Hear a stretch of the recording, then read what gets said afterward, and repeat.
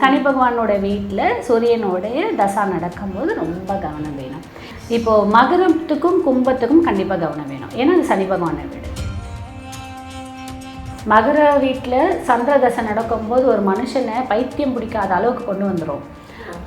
இது இங்கே எப்படி பண்ணுவோன்னா இது அப்படியே உல்ட்டாவாக்கிடும்.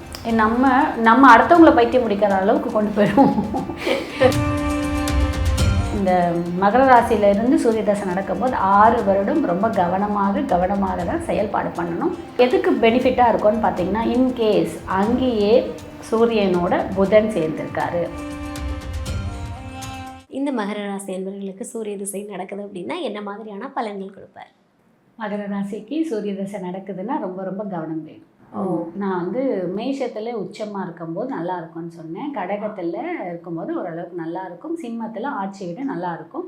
துலாமுக்கு நடக்கும்போது நீச்ச வீடு கவனம் வேணும்னு சொன்னேன். இப்போது மகரத்துக்கும் கும்பத்துக்கும் கண்டிப்பாக கவனம் வேணும். ஏன்னா அது சனி பகவானை வீடு. சனி பகவானோட வீட்டில் சூரியனோடைய தசா நடக்கும்போது ரொம்ப கவனம் வேணும். ஏன்னா மற்ற வீட்டில் நான் தசை நடக்கும்போது சில புத்திங்களை சொல்லும்போது சனி புத்தி சொன்னேன், கரெக்டுங்களா? அதே மாதிரி அப்போ இங்கே இருக்கும்போதும் ரொம்ப கவனம் வேணும். ரொம்ப நிதானத்தோடு, ஆல்ரெடி நிதானமாக தான் போகும் அந்த சூரிய தசை. நமக்கு யூட்டர்ன்லாம் போட்டு கொஞ்சம் நிதானமாக தான் போகும். அந்த நிதானத்தை கொஞ்சம் நம்ம சாதகமாக ஆக்கிக்கிட்டு கொஞ்சம் பொறுமையாக யோசித்து இது கரெக்டாக இல்லையா அப்படின்ற மாதிரி போகும். அதாவது மகர வீட்டில் சந்திர தசை நடக்கும்போது ஒரு மனுஷனை பைத்தியம் பிடிக்காத அளவுக்கு கொண்டு வந்துடும்.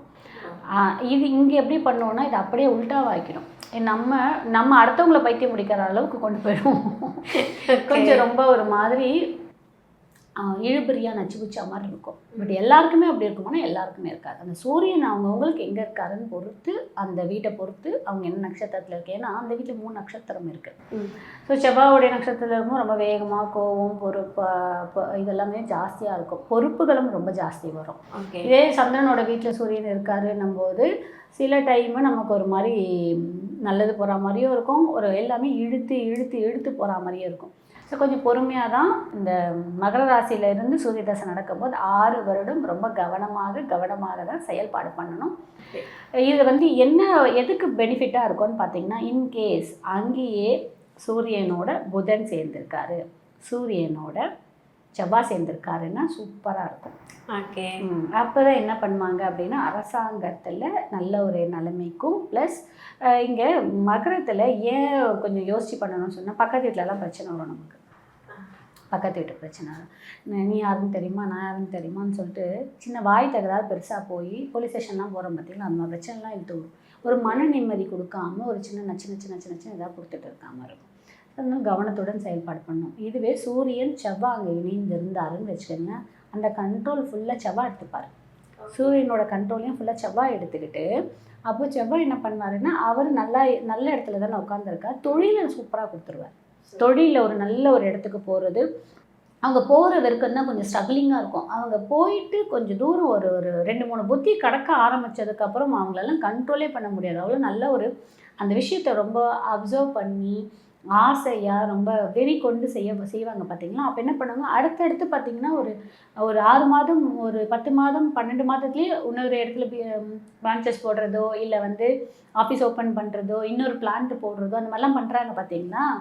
அதெல்லாமே இந்த சூரிய திசையில் செவ்வாய் அங்கேருந்து பண்ணால் தான் சூப்பராக பண்ணி கொடுத்துருவோம். Okay, super ma'am.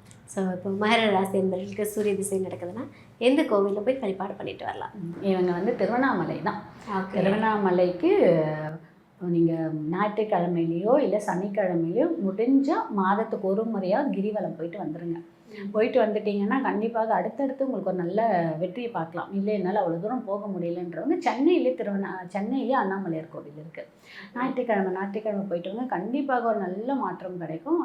உங்களுக்கு ஒரு மனசில் தெளிவு இருக்கும், யாரை நம்பலாம் நம்பக்கூடாது அப்படின்ற ஒரு மனத்தெளிவு கண்டிப்பாக அண்ணாமலையார் கொடுப்பார். அங்கே போகும்போது ஒரு 1 லிட்டர் நல்ல சுத்தமான நல்லெண்ணெய் வாங்கிட்டு போயிட்டு கருவறையில் ஊற்றுறதுக்கு கொடுத்துடுவாங்க. ஓகேங்களா? வேறு எங்கேயும் கருவறையில் ஊற்றுறதுக்கு கொடுத்துடுவாங்க. நீங்கள் அவர்கிட்ட சொல்லி கொடுத்தீங்கன்னா அவங்க கண்டிப்பாக ஊற்றுவாங்க. Okay, super.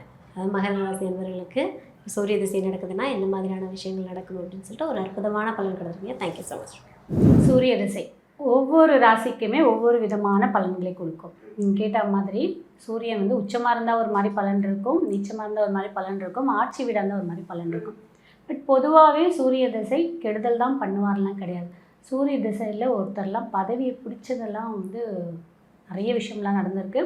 சூரிய திசையில் தான் நிறைய பேருக்கு கவர்மெண்ட் ஜாப் கிடைக்கும், கவர்மெண்ட் எக்ஸாம்ஸ் கிளியர் பண்ணுவாங்க. சூரிய திசையில் தான் பசங்க நல்லா படிப்பாங்க. சூரிய திசை திடீர்னு பார்த்தீங்கன்னா ஒரு கிளர்க்காக இருந்தவர் ஒரு ப்ரொமோஷனில் மேலே போய் உட்காருவார்.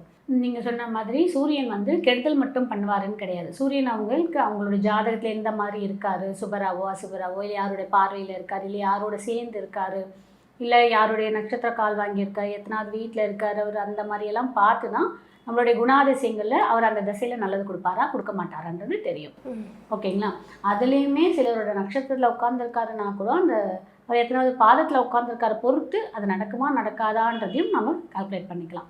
கண்டிப்பாக ஆப்வியஸ்லி நீங்கள் கேட்டிங்க ஒரு விஷயம், என்ன கேட்டிங்கன்னா சூரிய தசை நடக்கும்போது அவங்க கேரக்டரில் மாறுமானு. கண்டிப்பாக மாறும்.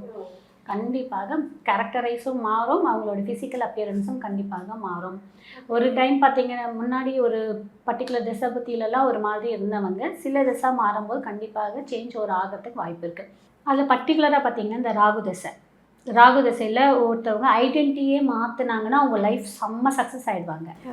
சூரிய திசையில் பார்த்தீங்கன்னா ஒருத்தர் அவங்களுடைய அந்த ட்ரெஸ்ஸிங் சென்ஸை வந்து கொஞ்சம் சேஞ்ச் பண்ணி ஒரு மாதிரி கரடு முரடாக ஒரு ஒயிட் அண்ட் ஒயிட்டு அந்த மாதிரிலாம் மாற்றினாங்கன்னு வச்சுக்கோங்க, அவங்களுடைய இதுவும் கொஞ்சம் மாறிடும். இதெல்லாம் வந்து தசாபுத்தி தெரிஞ்சு நம்ம நடந்துக்கும் போது நம்ம அந்த தசாவுக்கு ஏற்ற மாதிரி நம்மளுடைய கேரக்டரைஸ்டும் மீன்ஸ் நம்மளோட அப்பியரன்ஸும் கொஞ்சம் சேஞ்ச் பண்ணும்போது கண்டிப்பாக அது ஒரு நல்ல சக்ஸஸ் கொடுக்கும். சனி தசை நடக்கும்போது ரொம்ப ஓவராக ட்ரெஸ் பண்ணிக்கிட்டு ஓவராக இது பண்ணாமல் மீன்ஸ் எளிமையாக இருக்கு ரொம்ப இல்லாமல் கொஞ்சம் எளிமையாக இருக்கும்போது அது ஒரு விதமான நமக்கு நன்மையை கொடுக்கும்.